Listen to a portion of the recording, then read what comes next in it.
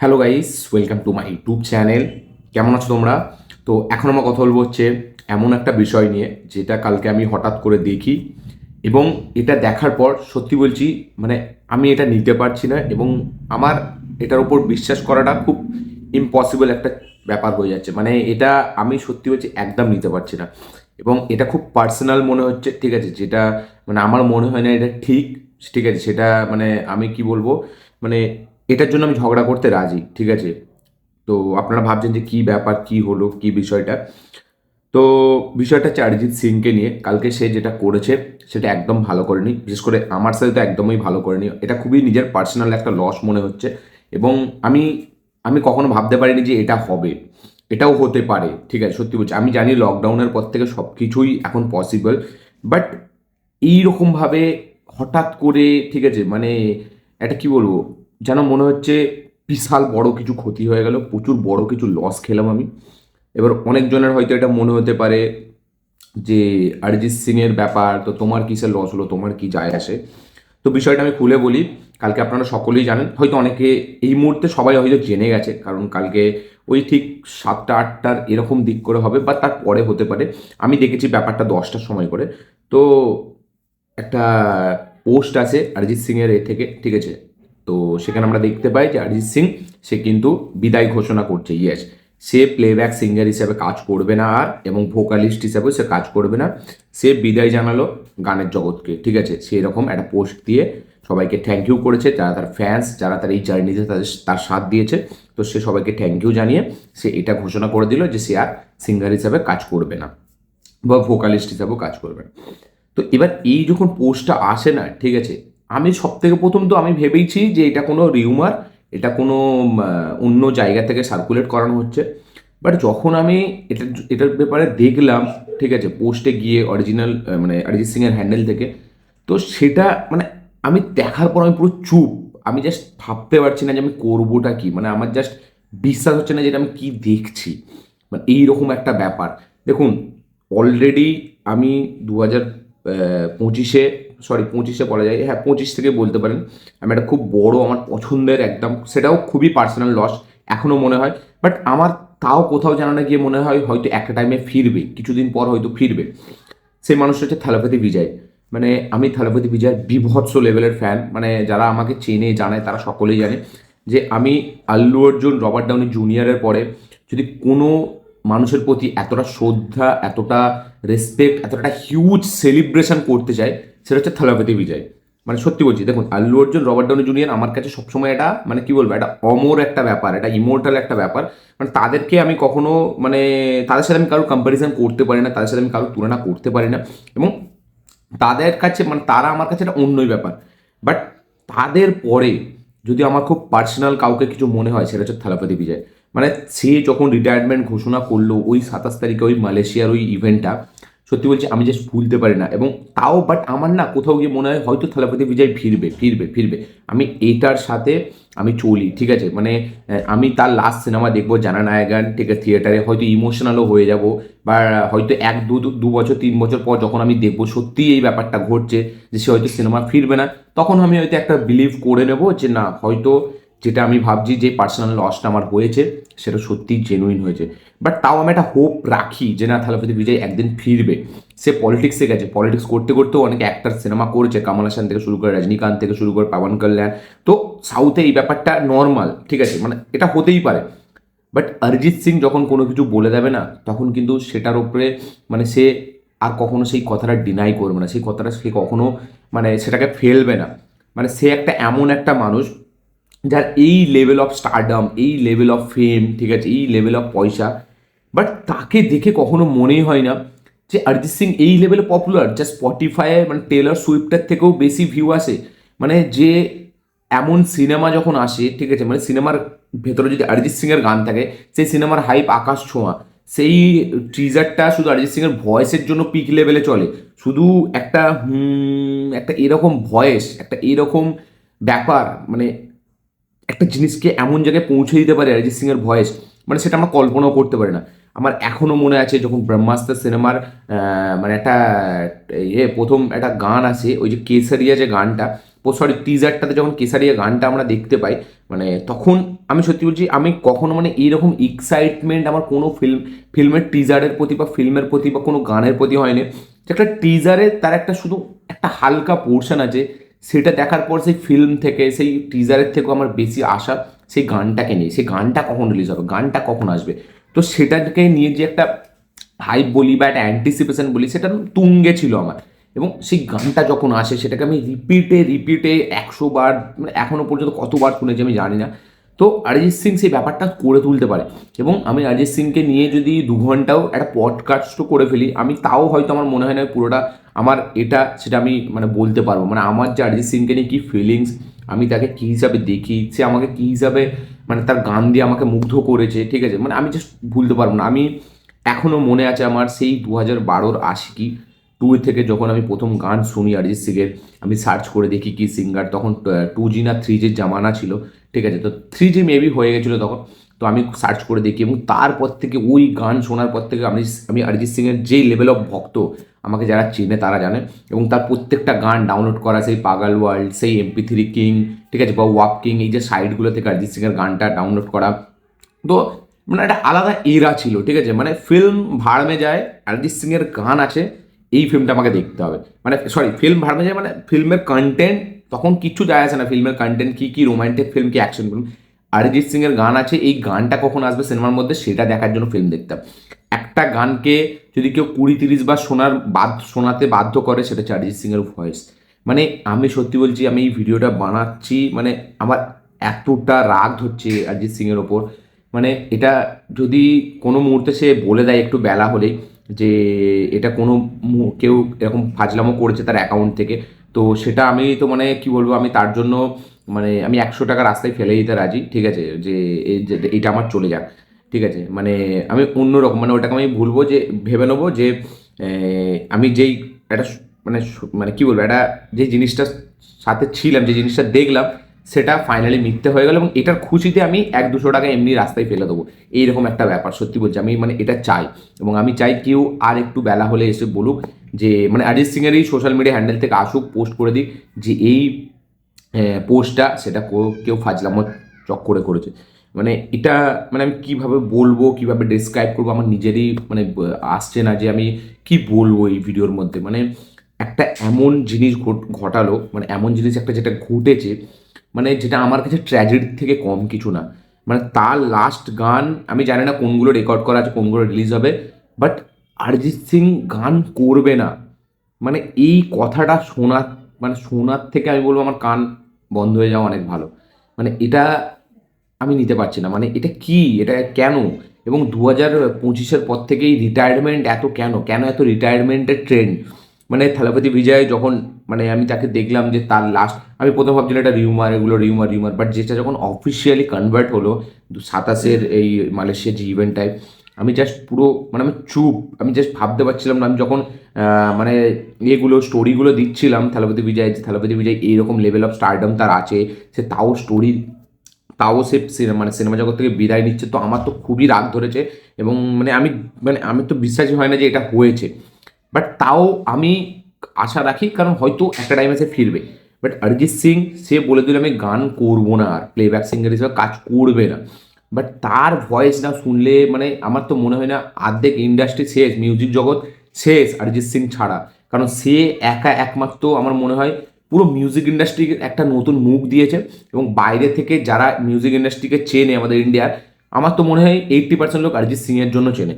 এবং যে একটা ইন্ডিয়ান এরকম লোক যে এতটা গ্রাউন্ডেড, এতটা ডাউন টু আর্থ, যে কিনা যার কাছে এত ফেম, এত টাকা সত্ত্বেও যে পার শোয়ের 2 কোটি টাকা চার্জ করে ডুপ্লেতে বাড়ি নিয়ে নেয়, সে নাকি স্কুটি করে ঘোরে কলকাতা শহরে, সে একটা মানুষ একটা দাড়ি রেখে একদম simple Punjabi pyjama type of T-shirt এরকম পরে ঘোরে, ঠিক আছে, সে কিনা 1 বিলিয়নের উপর তার স্পটিফাই স্ট্রিমিং আসে, ঠিক আছে, যে কিনা টেলর সুইফট যে এত বড় একটা ফেমাস লেডি সিঙ্গার, বা আমি যদি বলি আরও যারা যারা আছে, ঠিক আছে, মানে তাদেরকে এইভাবে নাকে করা, ঠিক আছে, নাক ঘষানো, তাদেরকে নিচে রাখা, নিজের দাপট দেখানো স্পটিফাইয়ে, ঠিক আছে, মানে সেগুলো একটা একটা আলাদা একটা স্টারডম, একটা অরা, ঠিক আছে, অরা মানে কতগুলো নাইন বসবে অরিজিৎ সিং এর সাথে আমি জানি না, সে দেখায় না, বাট তার যে অরা আছে, সে তার একটা গান যথেষ্ট স্পটিফাইকে মানে মানে কি বলবো, একটা কাঁপিয়ে দেওয়ার জন্য।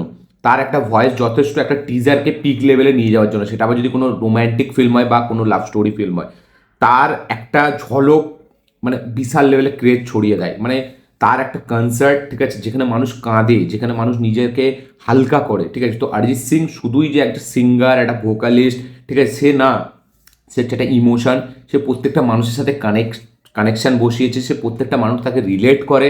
সে একটা নর্মাল মানুষ, সে একটা গ্রাউন্ডেড, একটা ডাউন টু আর্থ পার্সন, যাকে কিনা সবাই শুধু ইন্ডিয়া জুড়ে নয়, ওভারসিজ, ওয়ার্ল্ড ওয়াইড, পুরো বিশ্ব জুড়ে যাকে মানুষ এতটা সম্মান দেয়, এতটা রেসপেক্ট করে, যার কোনো হেটার্স নেই, সেই মানুষটা যখন হঠাৎ করে এরকম একটা পোস্ট দিয়ে দেয়, তখন তাকে হেট করতে সত্যি বলছি ইচ্ছা করে যে তাকে আমি হেট করি। সে কেন এরকম ডিসিশন নিল, সে কেন এটা করছে। মানে সেই 2012 থেকে 2026 পর্যন্ত মানে অরিজিৎ সিং মানে সেই লেভেলে, যেই লেভেলে আমি কাউকে ওখানে বসাতে পারবো না, কোনো দিন বসাতে পারবো না। আমাদের বাবাদের যুগে ছিল মোহাম্মদ রাফি, কিশোর কুমার, কুমার শানু, বাট অরিজিৎ সিং এমন একটা নাম উঠে এসছে তারপরে, মানে যেটা কিনা তাদের সমতুল্য একটা, মানে কি বলবো, একটা কম্প্যারিজন করা হয়। মোহাম্মদ রাফি, কুমার শানু, কিশোর দার সাথে তার কম্প্যারিজন হয়, বাকি ইন্ডিয়ার কোনো সিঙ্গারের সাথে তাদের কম্প্যারিজন হয় না। তারা এতটা লেজেন্ড, বাট অরিজিৎ সিং এর সাথে হয় বিকজ অফ তার স্টাইলাইজেশন, তার ভেরিয়েশন, তার গানের মধ্যে যত রকম ভেরিয়েন্ট সে আনতে পারে, সে এতটা ভার্সেটাইল। মানে ওই যে জুবিন নটিয়াল বলেছিল যে 100 সাलों में एक बार आते हैं অরিজিৎ সিং জেসা সিঙ্গার। আমি তো বলবো 100 সালেও নয়, 1000 বছরেও অরিজিৎ সিং এর মতো একটা সিঙ্গার আসতে পারে না। এবং কালকে পোস্টটা দেখার পর থেকে আমার তার উপর রাগ হচ্ছে। আমার মনে হচ্ছে আমি তার বাড়িতে যাই, তাকে বোঝাই, ঠিক আছে, মানে তার সাথে ঝগড়া করি যেন সে এইটা না করে। মানে এটা তো আমার হার্ডলি রিকোয়েস্ট, হাত জোড় করে তার কাছে, যে দাদা আপনি এটা করবেন না, আপনি সিঙ্গার, প্লেব্যাক সিঙ্গার এর এটা ছাড়বেন না, আপনি যেরকম আছেন সেরকমই থাকুন। আপনি গান কমিয়ে দিন, বছরে 2টো গান করুন, বছরে একটা গান করুন, বাট গানের জগৎ থেকে বিদায় নেবেন না। আমি আপনার কাছে হাত জোড় করে রিকোয়েস্ট করছি, হাত জোড় করে। মানে আপনি ছাড়া, মানে আমি জাস্ট গান ভাবতে পারি না, আমি জাস্ট গান ইম্যাজিন করতে পারি না।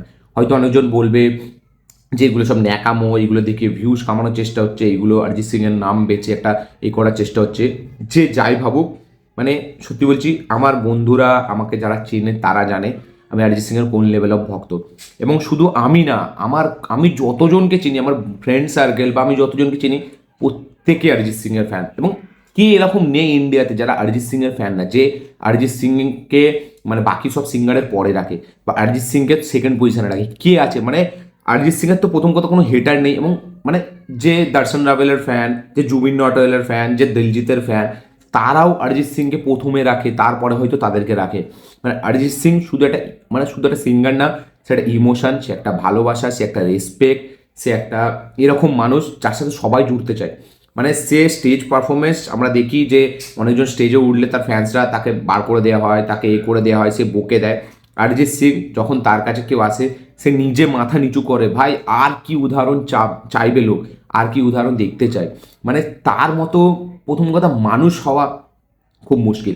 এবং আমি কেন জানি না, আমি এমন কিছু মানুষের ফ্যান্স যারা রিয়েল লাইফে এতটা হেভি না, মানে তাদেরকে মানে সিনেমা করলেই যে আপনি তাদের ফ্যান হবে সেরকম ব্যাপার না। আপনি যদি দেখেন থালাপতি বিজয়, তার অরাটা দেখুন রিয়েল লাইফে, সে রিয়েল লাইফে কিরকম হিউম্যান বিইং, সে কিরকম মানে বাস্তবে কি করে, মানে আপনি তার এটা দেখুন, তার ব্যাকগ্রাউন্ডটা দেখুন, তার অ্যাক্টিভিটিগুলো দেখুন। মানে থালাপতি বিজয়ের সাথে এমনি তামিলের অডিয়েন্স এতটা কানেকশন হয় না, সে তাকে এমনি ক্রিটিক্স প্রুফ বলা হয় না তার সিনেমাকে, কারণ তার অডিয়েন্সটাই আলাদা। তার অডিয়েন্সটাই হচ্ছে মানে একটা শুধু সিনেমা রিলিজ হলেই তার অডিয়েন্স এরকম না, সে যা কাজ করে মানে সাধারণ মানুষের জন্য, তাই জন্য তাকে মানুষ এত ভালোবাসে। সে এডুকেশন নিয়ে মানে কথা বলে, সে বাকি গরিবী নিয়ে কথা বলে, তো তার যে অ্যাক্টিভিটি সেইগুলোই আলাদা। অরিজিৎ সিং সে এমন হোটেল খোলে যেখানে কম পয়সায় খাবার দেওয়া হয়, মানে তার এত টাকা, সে মনে করলে একটা 5 স্টার হোটেল খুলে আরও করতে পারে, বাট সে এমন একটা ব্যবস্থা করছে, সে 5 স্টার হোটেলও খুলতে পারে, এমন অ্যাট দ্য সেম টাইম সে আম পাবলিকের জন্য এমন কিছু করছে সাধারণ মানুষের জন্য, যেটা কিনা সাধারণ মানুষকে খুব হেল্প করবে। আল্লু অর্জুন, তার আপনি অ্যাক্টিভিটিস দেখুন, সে তো এরকম একজন স্টার, ঠিক আছে, সে একটা প্রডিউসারের ছেলে, ঠিক আছে, তা সত্ত্বেও আপনি দেখে নেবেন যে মানে আল্লু অর্জুন কোনো খারাপ কাজের সাথে এখনো পর্যন্ত যুক্ত না, কোনো এর জন্য তার তার তার সে কত লোককে মানে করেছে, তার কাছে যারা ফ্যান্সরা আসে দূর থেকে, বা সে কত কি ডোনেট, কত কি হেল্প, তো মানে আলাদা রকম। আপনি রবার্ট ডাউনি জুনিয়রের এটা দেখলাম, তার পার্সোনাল লাইফটা অনেকটা ঘাঁটা ছিল অনেকটা আগে, বাট আফটার আয়রন ম্যান তার যে রেসপেক্ট, তাকে যে সম্মান করে, তার সেই সম্মানটা আপনি দেখবেন, বা তার ব্যাপারে আপনি একটু পড়ে দেখবেন। আমি এই চারজনের কথা বলছি, Thalapathy Vijay, Allu Arjun, Robert Downey Junior, এই অরিজিৎ সিং। আপনি এদের ব্যাকগ্রাউন্ড চেকটা একবার করবেন, আপনি এদের ব্যাপারে একটু পড়ে দেখবেন। যদি আপনার কোথাও মনে হয় আমার কথাগুলো ভুল, আপনারা কমেন্টে এসে আমাকে যা খুশি বলতে পারেন, বাট এই মানুষগুলোকে হেট করা সত্যি বলছি হেটার্সদের পক্ষেও পসিবল না। শুধু যে সিনেমা খারাপ হলেই হেট করবে এরকম না, এদের সিনেমা খারাপ হলেও আপনি হেট করবেন না, এদের মানে রিয়েল লাইফ দেখেও আপনি হেট করতে পারবেন না, বিকজ অফ এদের হেটার্স হেট করার মতো সেই 1% জিনিসটা এদের মধ্যে নেই। এবং অরিজিৎ সিং, আমি এই যে 3-4টে ব্যক্তির নাম বললাম, অরিজিৎ সিং হচ্ছে সবার ওপরে এইসব দিক থেকে। মানে তার পার্সোনাল লাইফ থেকে শুরু করে তার প্রফেশনাল লাইফ সবটাই এতটা মানে এতটা কি বল এতটা অথেন্টিক, এতটা খাঁটি, যে তাকে কি করে হেট করবেন আপনি, এবং আপনি কি করে বিশ্বাস করবেন যে তার গান আপনি শুনতে পারবেন না, আর সে বিদায় নিচ্ছে, এটা আপনি কি করে বিশ্বাস করবেন, এটা আপনি কি করে মেনে নেবেন? আমার তো মানে আমি প্রচুর রেগে গেছি এই মুহূর্তে, ঠিক আছে? যদি আমি ওই মাতৃভূমি সংটা রিভিউ করেছি, আপনারা চাইলে গিয়ে দেখতে পারেন, সেটাই লাইভ রিয়াকশন দিয়েছি। আমি অরিজিৎদার এই গানটাকে আমি সাপোর্ট করিনি, আমি ভালো বলিনি, শ্রেয়াদিকেও আমি ভালো বলিনি, আমি সালমান খানের অ্যাক্টিং নিয়েও অনেক করেছি। আমি বলেছি যে সালমান খানের সাথে অরিজিৎ সিংয়ের কোলাবোরেশন করাটা উচিত নয়, গানটা খারাপ বলেছি। বাট তারপরে যখন আমি দেখছি যে একটা বিদায়ের ঘোষণা, আমার খালি মনে হচ্ছে আমি ওই গানটাকে ভালো বলে দিই, আমি ওই গানটাকে 4-5টা গান বলে দিই, আমি ওই গানটাকে হেভি বলে দিই। কোথাও কি যেন মনে হচ্ছে আমি বলেছি তার কারণে হয়তো এটা হয়েছে, মানে এটা আমার একটা আলাদাই যেন কেন একটা ফিলিং হচ্ছে যে আমি কেন গানটাকে খারাপ বললাম। মানে দেখুন, আমি একটা প্রফেশনাল আগে, বাকি হচ্ছে পরে ফ্যান। আমি বিজয়ের সিনেমা খারাপ হলেও খারাপ বলবো, আল্লু অর্জুনের সিনেমাও খারাপ হলে আপনি এখনও আমার পুষ্পা 2 এর রিভিউটা তুলে দেখে নেবেন, আমি সেখানে কি কি বলেছি, বা গোটের রিভিউটা আপনি তুলে দেখে নেবেন থালাপতি বিজয়ের, আমি সেখানে কি বলেছি। তো অরিজিৎ সিংয়ের বাকি যে গান রিভিউ করেছি, যে ভিডিও আমি লাইভ রিয়াকশন দিচ্ছি, আপনারা চাইলে গিয়ে দেখে নিন। তো আমার এখন মনে হচ্ছে যে ওই খারাপ বলাটা আমার কাছে খুব অন্যায়, যেন আমি এটার জন্য যেন আমি দায়ী। আমি এখনও যদি অরিজিৎ দা আবার একটা পোস্ট দিয়ে জানিয়ে দেয় যে মানে আমি গানে ফিরছি, প্লেব্যাক সিঙ্গারে ফিরছি, আমি ওই ভিডিওটা ডিলিট করে দেবো। আমি এত বড় কথা বলে দিলাম, আমি ওই সালমান খানের ওই ভিডিওটাই ডিলিট করে দেবো যদি অরিজিৎ দা এটা বলে দেয়। আমার যেন মনে হচ্ছে যে এর জন্য আমি দায়ী। মানে আমি কেন বললাম এই কথাটা, এত একটা অলক্ষণে কথা কেন বললাম যে তার গান খারাপ। মানে সত্যি বলছি, আমি হয়তো মানে আমি ইমোশনাল, বাট আমি ক্যামেরার সামনে সেটা দেখাতে পারবো না, কারণ এটা আমার দ্বারা হয় না। আমি কোনোদিনও ক্যামেরার সামনে এসে কাঁদতে পারবো না, পারবো না। কারণ অরিজিৎ সিং আমার কাছে একটা অন্য জিনিস ভাই, মানে যেরকম মানে আল্লু অর্জুন মানে আমার কাছে যতটা ম্যাটার করে, যতটা রবার্ট ডাউনি জুনিয়র আমার কাছে ম্যাটার করে, ঠিক আছে, মানে ততটাই ম্যাটার করে আমার কাছে অরিজিৎ সিং, ততটাই ম্যাটার করে আমার কাছে থালাপতি বিজয়। মানে আমি আল্লু অর্জুন আর রবার্ট ডাউনি জুনিয়রকে কোনোদিনও এদের দুজনের ওপরে আমি কাউকে রাখতে পারবো না, কোনোদিন পারবো না। বাট এদের দুজনের কাছাকাছি যদি আমি কাউকে রাখি হিউম্যান বিইংয়ের তরফ থেকে, স্টারডমের দিক থেকে, সেটা হচ্ছে এরা দুজন। আমি সমানে একটু হলেও রাখতে পারবো এদের, মানে এদের দুজনের সমানে আমি আমি ডাইরেক্ট বলে দিচ্ছি, এদের দুজনের সমানেই থাকুক এরা আমার কাছে। বাট এইরকম একটা ডিসিশন, এইরকম একটা পোস্ট আমি সত্যি নিতে পারছি না। আমি অরিজিৎদাকে মানে আমি কি বলবো, মানে আমি তাকে মাথা নিচু করে তার কাছে রিকোয়েস্ট করছি সে যেন গানটা করে, সে যেন প্লেব্যাক সিঙ্গারের কাজ না ছাড়ে। এটা খুবই পার্সোনাল লস মনে হয়, খুবই ট্র্যাজেডিপূর্ণ একটা ঘটনা আমার এটা মনে হচ্ছে, ঠিক আছে? মানে খুবই আমি প্রচুর ডিসঅ্যাপয়েন্টমেন্ট কালকের এই পোস্টটা দেখার পর থেকে। আমার বিশ্বাস হচ্ছে না, আমি মনে হচ্ছে আমি এক্ষুনি অরিজিৎ সিংয়ের বাড়িতে চলে যাই অ্যান্ড গিয়ে তাকে হাত জোর করে বলি, দাদা এই ডিসিশনটা আপনি নেবেন না। মানে এটা আমি জানি না কার কীরকম ফিলিংস, কার কীরকম কী জড়িয়ে আছে, বাট আমার ভাই, আমি বছরে কি মাসে যদি একটা অরিজিৎ সিংয়ের গান না নতুন দেখতে পাই, আমার ভাই অন্যরকম একটা রাগ ধরে, অন্যরকম একটা জ্বালা হয় আমার। আমি জানি না কেন, এটা আমার অবসেশন বলতে পারেন, এটা আমার নেশা বলতে পারেন, বাট গান মানে গানের জগতে অরিজিৎ সিং থাকবে না, এই ব্যাপারটাই হচ্ছে মিথ্যে। এই ব্যাপারটা আমি কোনোদিন সত্যি হিসাবে নিতে পারবো না। তো আমি তো বলবো যেন 1-2 দিনের মধ্যে যেন এরকম একটা পোস্ট চলে আসে যে এটা শুধু মজার চক্করে বলা হয়েছিল, বা এটা কারোর একটা কেউ মজা করে ছল করে জিনিসটা করেছে।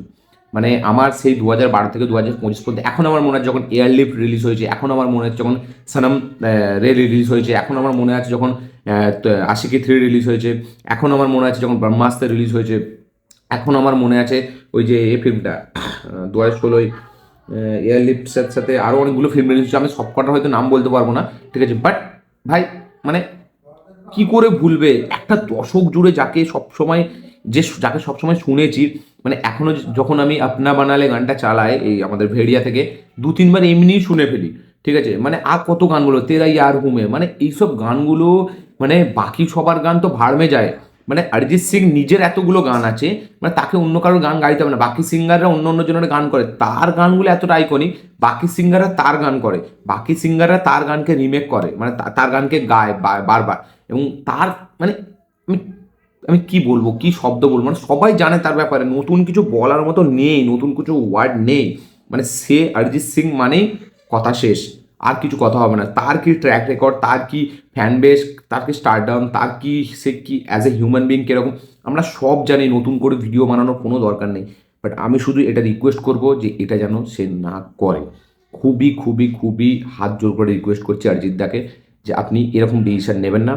মানে যদিও কিছু পার্সোনাল লাইফে প্রবলেম থাকে, সবার পার্সোনাল লাইফে প্রবলেম থাকে, সেটা শর্ট আউট হয়ে যায়, তারপরে নিজের প্রফেশনাল লাইফে আসুন। আপনি গ্যাপ নিন 1 মাস 2 মাস, বাট এটা পার্মানেন্টলি করবেন না। হার্ডলি রিকোয়েস্ট আপনার কাছে, আমি হাত জোর করে রিকোয়েস্ট করছি। এবং আমি চাই মানে আপনার গান ছাড়া কি বল, মানে অ্যাজ এ সিনেফাইলস আমি মানে আমার কাছে থালাপতি বিজয়ের লসটা যতটা পার্সোনাল, ততটাই কিন্তু আপনার লসটাও পার্সোনাল। মানে সেম, কোনো নেই। আমি তাকেও যেরকম সিনেমা ছাড়া তাকে ভাবতে পারি না, মানে সিনেমা দেখছি থালাপতি বিজয়ের সিনেমা নেই, এটা আমার এখনও বিশ্বাস হয় না। যে তাও কেন আমি ভরসা রেখেছি, বিকজ সাউথে এরকম হয়েছে, পলিটিক্স করতে করতে অনেকজন সিনেমা করেছে, প্রথমে রিটায়ারমেন্ট ঘোষণা করেছে, বাট তারপরে হয়েছে। বাট আপনি যখন এরকম একটা স্টেটমেন্ট দেন, কারণ আপনাকে আমি খুব সিরিয়াসলি নিই, আপনি খুব একটা রেসপেক্টফুল, মানে তার থেকেও বড় কথা আপনি খুব খুব একটা কাম কম্পোজ অ্যান্ড খুব রেসপেক্টফুল। আপনি একটা মানে ডিসিশনের, নিজের ডিসিশনের উপরে খুব স্ট্রিক্ট। তো আপনি এরকম কোনো সোশ্যাল মিডিয়ায় এরকম ছাপলামো করেন না, ঠিক আছে? মানে আপনার একটা আলাদা অরা আছে, ঠিক আছে? মানে থালাপতি বিজয় সে মানুষের সাহায্য করবে বলে পলিটিক্সে নামছে, পলিটিক্স থেকেও সে সিনেমা করতে পারবে, ঠিক আছে। বাট আপনি যে রিটায়ারমেন্টেই ঘোষণা করে দিচ্ছেন, এটা তো একটা আলাদা ব্যাপার না? আপনি যদি বলতেন যে আমি অন্য কিছুতে যাচ্ছি, ঠিক আছে, আমি তখনও মেনে নিতাম যে না, ওইটা থাকা সত্ত্বেও হয়তো মাঝখানে কয়েকটা গান টান করবে। বাট একদম রিটায়ারমেন্ট নিয়ে নেওয়া, এটা তো। এবং যখন ওই আপনি এই কথাটা লিখেছেন যে থ্যাংক ইউ ফর, মানে আপনার জার্নিটার সাথে আমরা ছিলাম, ওটা সত্যি বলছি খুব ইমোশনাল, ওটা সত্যি খুব কাঁদায় ওই লাইনটা। মানে আমি পুরো একদম হিলে গেছি ওই পোস্টটা দেখার পর থেকে। তো আমি হার্ডলি রিকোয়েস্ট করবো, আমি দেখুন বলতে গেলে এখন যদি আপনার ট্র্যাক রেকর্ড আনতে চাইছে 2012 থেকে কোন নস্টালজিয়া কী, তাহলে 2-3 ঘন্টার পডকাস্ট কম পড়ে যাবে। আমি খালি এটুকু বলবো যে এই ডিসিশনটা আপনি চেঞ্জ করুন এবং গানের জগতে ফিরে আসুন। কী কারণ, কেন কি হয়েছে সেটা আমরা এখনও জানি না, এখনও জানতে পারি না, এবং আমরা জানতে চাই না যে এর পেছনে কারণ কি। আমরা চাই শুধু আপনাকে গান করতে দেখতে। আপনার পার্সোনাল লাইফে প্রবলেম, আপনি 2-3 মাস ব্রেক নিন। এবং বাট আমি এটা নিতে পারবো না অরিজিৎদা, মানে খুব রাগ হচ্ছে, সত্যি বলছি, খুব কষ্ট তো পরের কথা, খুব রাগ হচ্ছে আমার কাছে। মানে আপনি এটা মানে কেন ওই পোস্টটা, কেন কী দরকার ছিল, আপনি ডিলিট করে দিন এবং বলে দিন যে এটা মজা ছিল। বা আপনি এটা লিখে দিন যে এটা কেউ আমার অ্যাকাউন্ট থেকে নিয়ে মজা করেছে। এটা জাস্ট নেওয়া যায় না। মানে আমি হার্ডলি রিকোয়েস্ট করছি আপনাকে, আপনি গান বন্ধ করবেন না। তো এই ছিল আপনার কাছে আমার রিকোয়েস্ট। তো এটা সকলেই দেখে নিয়েছেন এখন কি হয়েছে কালকের ব্যাপারটা, ঠিক আছে? যারা আরও অনেক ভিডিওতে আপনারা পেয়ে যাবেন। বাট আমি এই ছিল রিকোয়েস্ট আপনার কাছে, ঠিক আছে? এবং অডিয়েন্সদের কাছে, অডিয়েন্সদের কী বক্তব্য এই পোস্টটা দেখার পর, তাদের এই ব্যাপারটা জানার পর অবশ্যই কমেন্টে লিখে জানাবেন। আপনাদের পুরো মতামত আমার কমেন্টে আপনারা জানান। এবং কারা কারা আমার মতো অরিজিৎ ভক্ত, মানে অরিজিৎকে একটা নেশা হিসাবে দেখেন, যে তার গান ছাড়া চলে না, তার গান ছাড়া জীবন এগোয় না, অবশ্যই কমেন্টে লিখে জানাবেন। তো আমি জানি না আমি কী বলতে চাই, কী বলবো, কী বলতে এসেছিলাম, অনেক কথা ভুলেও গেছি, বলতেই পারিনি। মানে অরিজিৎ দাকে রিকোয়েস্ট করা ছাড়া আমার কাছে কোনো আর কিছু উপায় নেই, ঠিক আছে? মানে আমি তাকে শুধু রিকোয়েস্টই করতে পারি। সে অত বড় একটা পদে আছে, তার কাছে আমার ভিডিও পৌঁছাবেও না আমি জানি। আমার ভিডিও হয়তো হার্ডলি 2-3 জন দেখবে, 1 থেকে 3 জন দেখবে। বাট সেই 3 জনকেই আমি বলবো, মানে আপনারা এই ভিডিওটা বেশি বেশি করে শেয়ার করুন এবং অরিজিৎদার কাছে পাঠান যে আমি তার কাছে এইভাবে হাত জোড়ে রিকোয়েস্ট করছি যে সে যেন গান করে। এই ভিডিওটা যারা একজনও যদি দেখেন, তাদের কাছে অবশ্যই যেন এই ভিডিওটা শেয়ারের একটা অপশান হয়। মানে আমি হয়তো বাকিদের মতো কেঁদে ভিডিও বানাতে পারি না, আমার দ্বারা হয় না, আর হবেও না কোনোদিন, যত বড়ই ট্র্যাজেডি ঘটে যায়। বাট আমি জানি ভিডিওর পরে আমার কেমন হবে, ভিডিওর আগে আমার কেমন হয়েছে। তো আপনারা এই ভিডিওটা বেশি বেশি করে শেয়ার করুন, যারা একজন দেখছে তাদেরকেও বলছি। তো এই ছিল আমার ভিডিও। আমি বলবো না যে পছন্দ হলে লাইক শেয়ার কমেন্ট করে দিন, আমি খালি এটা বলবো এই ভিডিওটা যেন অরিজিৎ সিংয়ের কাছে যায়, গুরুদেবের কাছে যায়, এবং সে যেন এটাকে নিয়ে কিছু একটু মতামত দেয়, এবং যেন নিজের ডিসিশনটা একটু চেঞ্জ করতে যেন একটু হলেও ভাবে। একজনও যদি দেখেন এই ভিডিওটা তারা শেয়ার করবেন অবশ্যই। তো এটাই বলবো, যাদের কাছে আবারও বলছি, রিকোয়েস্ট করছি, যাদের কাছে এই ভিডিওটা যাবে তারা কিন্তু এই ভিডিওটা বেশি বেশি করে শেয়ার করবে। একজন দেখলেও একজন, দুজন দেখলেও দুজন।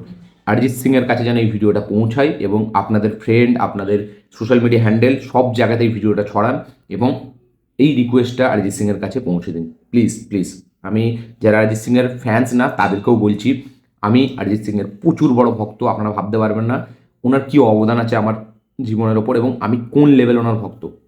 অবশ্যই আপনাদেরকে হার্ডলি রিকোয়েস্ট করছি এই ভিডিওটা শেয়ার করবেন বেশি বেশি করে। তো এই ছিল আমার ভিডিও, দেখা হচ্ছে পরের ভিডিওতে, ততক্ষণের জন্য বা।